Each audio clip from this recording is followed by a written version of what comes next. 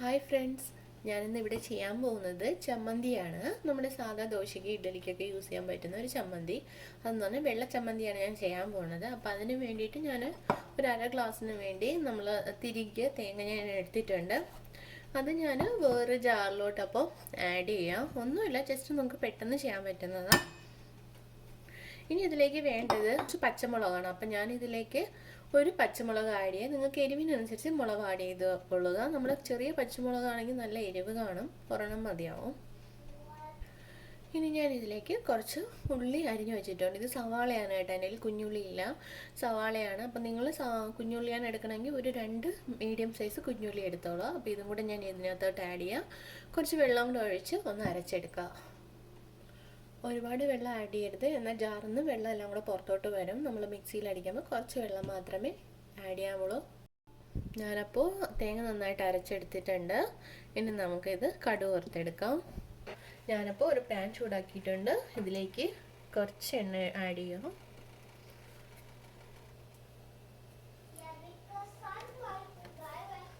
ഒരുപാട് എണ്ണ ആയി പോകരുത്, ഒഴിക്കുമ്പോഴത്തേക്കും നമുക്ക് കടുക് വറുക്കാൻ വേണ്ടിയിട്ട് മാത്രമുള്ള എണ്ണ മതി. ഇതിലേക്ക് ഞാനൊരു 1/4 ടീസ്പൂണിന് വേണ്ടി കടുക് ആഡ് ചെയ്യാം. എണ്ണ ഇപ്പോൾ ചൂടായിട്ടുണ്ട്. കറിവേപ്പില, കുറച്ച് വറ്റൽമുളക്,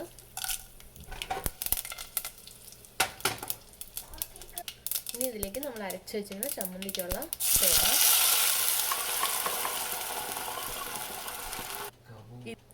ഇതിലേക്ക് ഞാൻ കുറച്ച് സോൾട്ട് ആഡ് ചെയ്യാം.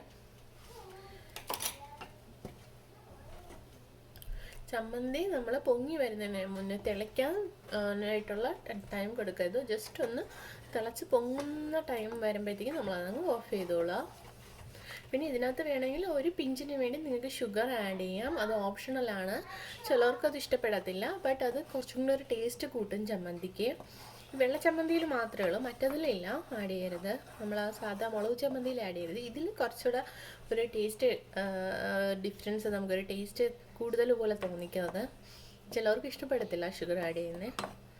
ഞാനിപ്പോൾ ആഡ് ചെയ്തിട്ടില്ല.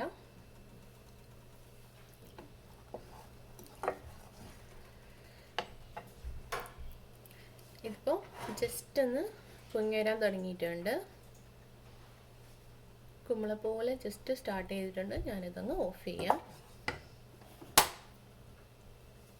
അപ്പോൾ വെള്ളച്ചമ്മന്തി ഇവിടെ റെഡി ആയിട്ടുണ്ട്.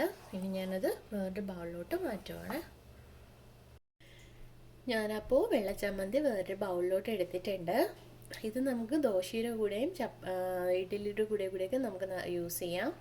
പിന്നെ ഇത് നമുക്ക് പെട്ടെന്ന്, ഇപ്പം നമ്മൾ തേങ്ങയൊക്കെ തിരിയൊക്കെ വെച്ചിട്ടുണ്ടെന്നുണ്ടെങ്കിൽ ഒരു 5 മിനിറ്റ് മതി നമുക്ക് ഈ ചമ്മന്തി ഉണ്ടാക്കാൻ.